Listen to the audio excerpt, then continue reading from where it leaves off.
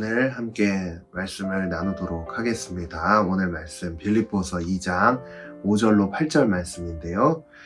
너희 안에 이 마음을 품으라 곧 그리스도 예수의 마음이니 그는 근본 하나님의 본체시나 하나님과 동등됨을 취할 것으로 여기지 아니하시고 오히려 자기를 비워 종의 형체를 가지사 사람들과 같이 되셨고 사람의 모양으로 나타나사 자기를 낮추시고 죽기까지 복종하셨으니 곧 십자가에서 죽으심이라.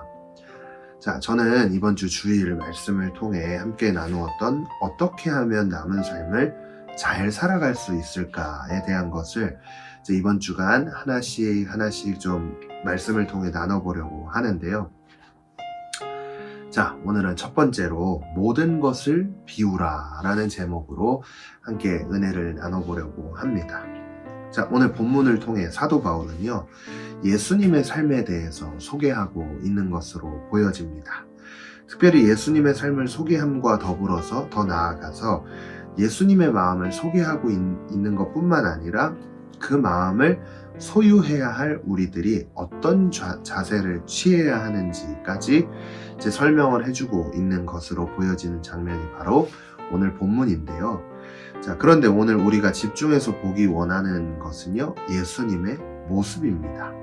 특별히 사도 바울이요, 예수님을 소개할 때 6절과 7절 말씀에 보면 그는 근본 하나님의 본체시나 하나님과 동등됨을 취할 것으로 여기지 아니하시고 오히려 자기를 비워 종의 형체를 가지사 사람들과 같이 되셨고, 사도 바울이 예수님을 소개할 때 예수님 그분은 하나님의 본체셨지만 자기를 비웠다라고 표현하고 있는 것을 볼 수 있습니다. 자, 제가 이 모습을 통해 봤을 때 우리 또한 오늘 말씀의 제목과 같이 모든 것을 비울 수 있는 그 비움의 영성을 소유해야 한다고 저는 말씀드리고 싶습니다. 예수님의 삶은요, 태어나면서부터 그리고 죽음까지 모든 것을 내어주시고 죽음을 통해 비움의 모든 것을 보여주셨다고 우린 볼 수 있습니다. 예수님이 태어났을 때요, 냄새나고 더럽고 작디 작은 그 말 구유에서 태어나셨지 않습니까?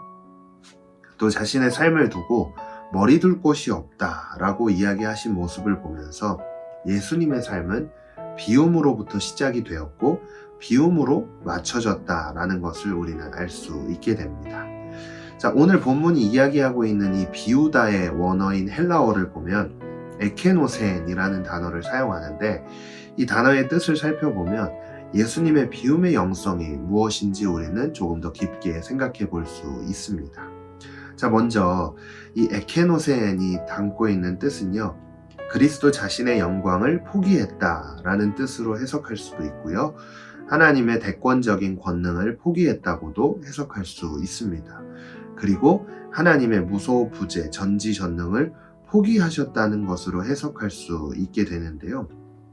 우리가 이 에케노센이라는 단어를 통해 예수님께서 비우셨던 모습을 우린 뭐라고 정리할 수 있냐면 모든 것을 다 포기하신 분이다 라고 정리할 수 있겠습니다. 예수님께서 소유하고 계셨던 이 비움의 영성은요, 결국은 자신의 삶이 자신 것이 아니었음을 우리는 알 수 있습니다. 그래서 비움의 영성을 소유한다는 것은요, 지금 우리가 살아가고 있는 이 세상 속에서의 삶이 내 것이 아니라는 인식으로부터 출발할 수 있게 됩니다. 예수님은 하나님의 본체 그 자체이셨고요, 하나님만이 가질 수 있는 무소부재, 그리고 전지전능함의 능력, 그리고 모든 만물로부터 영광을 받기 합당하신 분이셨지만 하나님께서 맡기신 이 일들을 감당하기 위해 모든 것을 다 비우셨습니다. 그러나 그 삶의 모습이 단순히 예수님의 삶의 모습이 아니라 우리들의 삶의 모습으로 바뀌어질 때 우리는 우리가 남은 인생을 하나님의 뜻을 따라 평안한 길을 따라 걸어갈 수 있다는 사실을 오늘 말씀을 통해 기억해야 할 줄로 믿습니다. 자, 자신을 비우고 삶을 살아간다는 것은 어쩌면 세상 이치와는 맞지 않습니다.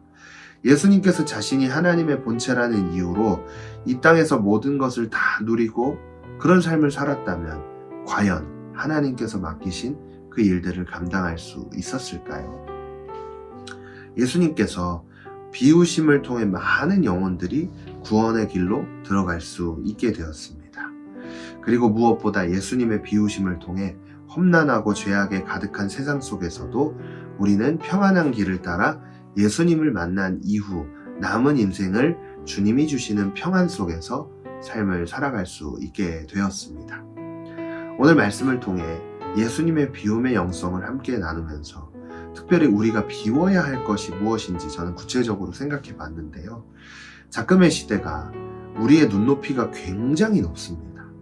그래서 우리가 좋은 학교에 들어가는 것, 좋은 직장에 들어가는 것, 또 좋은 스펙을 가진 사람을 만나서 연애를 하고 결혼하는 것, 이 모든 것들을 이루기 위해 세상이 원하는 이 눈높이에 맞춰지기 위해 우리의 삶은 굉장히 아등바등 그렇게 살아가고 있는데요. 그 눈높이를 맞추기 위한 삶을 살아가는 여러분들의 삶은 과연 평안하십니까?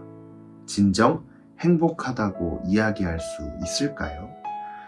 살아온 날보다 살아갈 날들이 많은 우리의 인생이 정말 잘 살아가길 원한다면 먼저 우리 안에 있는 이 세상적인 눈높이를 다 비워버릴 필요가 있습니다. 그렇다고 제가 공부를 하지 말라는 게 아니에요. 먼저 우리 마음속에 이것들을 왜 우리가 이루어야 하는지에 대한 제대로 된 이유를, 명확한 이유를 가지고 있어야 한다는 것을 저는 말씀드리고 있는 것입니다. 공부를 잘하고 좋은 직장에 가고 좋은 스펙의 사람을 만나는 것, 그리고 세상적인 눈높이에 맞춰서 살아가는 삶이 단순히 내 삶의 어떤 만족과 유익을 위한 것이라면 남은 인생이 굉장히 평안하고 행복할 것 같지만 결코 그렇지 않다는 것을 오늘 말씀을 통해 깨달았으면 좋겠습니다. 그리고 내 안에 이러한 것들을 비울 수 있는 비움의 영성을 소유할 때 우리에게 남은 삶을 더욱더 값지고 행복하고 또 평안하게 살아갈 수 있다는 그 사실을 기억하면서 오늘도 이 말씀 앞에 우리는 구체적인 결단을 드려야 할 줄로 믿습니다.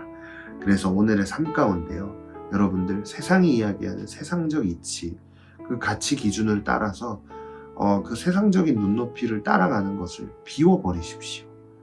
그리고 하나님의 뜻을 바라볼 수 있는 그 영적인 시선을 하나님께 구할 수 있는 우리 모두가 되었으면 좋겠습니다. 그래서 오늘 그 하나님이 주시는 평안 가운데서 우리의 삶이 하나님 앞에 온전히 세워지는 귀한 삶이 되기를 간절히 소망합니다. 함께 마음을 모아 기도하겠습니다. 하나님, 오늘도 말씀 앞으로 부르셨습니다. 우리가 가져야 할 예수의 마음, 우리를 비우는 것인 줄 믿습니다. 자기 자신을 부인하고 자기 십자가를 지고 나를 따를 것이니라 라고 말씀하신 그 예수님의 말씀을 다시 한번 묵상하면서 우리 안에 있는 세상적 이치 또 가치 기준을 다 내려놓고 먼저 하나님의 뜻을 구할 수 있는 그런 귀한 날이 될 수 있도록 성령께서 우리의 심령에 찾아와 주시옵소서. 그래서 결단하는 모든 결단 위에 주님 삶에 실제적으로 나타날 수 있도록 은혜를 부어주실 줄을 믿으며 오늘의 삶 가운데 동행하여 주시옵소서. 감사드리며 이 모든 말씀 예수님의 이름으로 간절히 기도했습니다. 아멘.